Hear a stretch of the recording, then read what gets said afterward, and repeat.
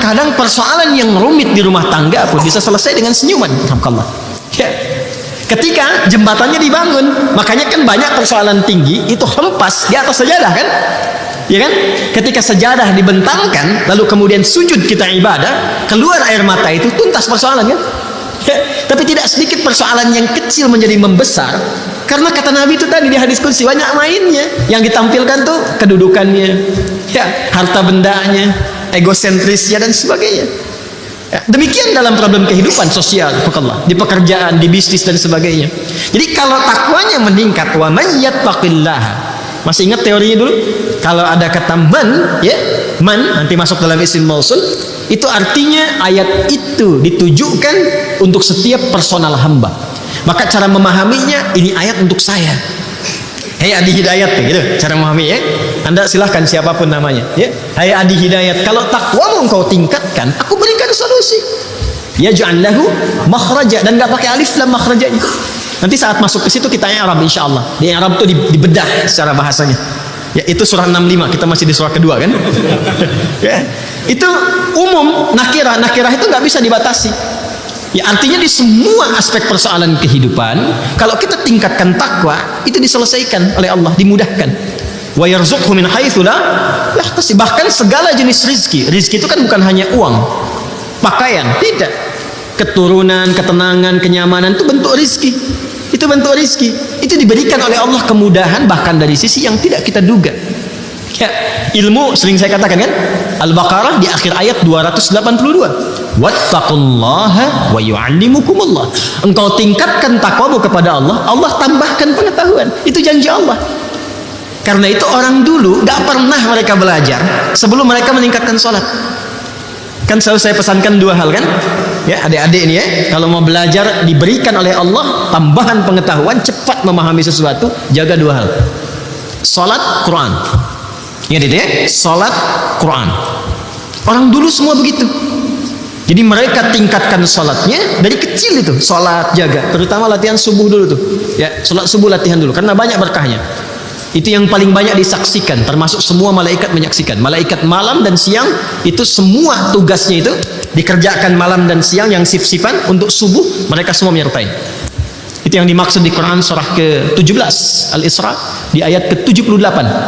Ya, aqimis salata liduluki syamsi ila ghasaqil laili wa qur'anal fajr inna qur'anal fajri kana mashhuda.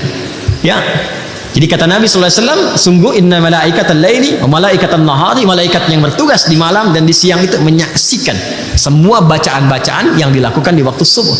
Karena itu orang dulu itu sebelum subuh udah siap-siap. Makanya saking berharganya waktu subuh itu, karena dimulai pergerakan berkehidupan, termasuk oksigen juga bertebaran, ya kan? Karbon dioksida diserap, ya, oksigen keluar kan? Makanya ayatnya di Quran surah ke-8 At-Takwir itu ayat 18, ya, was-subhi idza tanaffas. Kalau subuh itu tiba, tanafas. Maka peredaran kehidupan itu dimulai, nafasnya dimulai, matahari mulai muncul, ya. Bunga-bunga pun sejuk, nyaman, oksigen banyak keluar. Makanya mahal subuh itu. Disiapkan, mereka tunggu sebelum subuh udah bangun. Nah, itu waktu yang paling ideal tuh, 1 jam menjelang subuh itu. Jernih, cara berpikir tenang. Ya, kembali ke Quran surah Al-Muzammil itu di ayat yang ke-6, inna nasyi'atal laili hiya ashaddu waqa'an wa aqwamu qila. Kalau Anda bisa bangun tuh di antara sekian malam, khususnya yang mendekati kepada subuh, sepertiga malam terakhir, itu sentuhannya ke jiwa menjadi kuat dan keingatan itu dahsyat.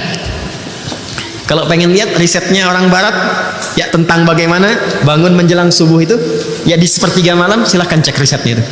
Suasana yang paling menenangkan, meneduhkan, membuat konstruksi berpikir itu sehat dan cepat memahami sesuatu, itu waktunya. Dan kita punya ayatnya. Dipraktikkan nggak gitu? Dia ternyata diminta tahajud itu bukan hanya diminta bangun malam supaya pintar, ya kan? Supaya emosi stabil, supaya tenang, supaya terkoneksi tinggi dengan Allah. Puncaknya apa? Ini supaya dapat solusi. Pengetahuan bertambah. Ingin bahagia, Al-Baqarah di akhir ayat 189, wattaqullaha la'allakum tuflihun. Tingkatkan takwamu kepada Allah, engkau akan cenderung bahagia.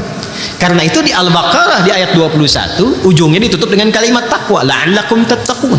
Ya ayyuhan nasu ubudu rabbakumul ladzi khalaqakum walladzina min qablikum. Tafsir ini nyambung ke yang sebelumnya yang dengan ke Az-Zariyat ayat 56. Wa ma khalaqtul jinna wal insa illa liya'budun. Bahkan jin, jangankan manusia, bahkan jin. Kemudian di ujung ditutup la'allakum tattaqun, supaya kalian mampu meningkatkan takwa. Dan kenapa ya Allah mesti meningkat takwa? Dijawab supaya hidupmu mudah.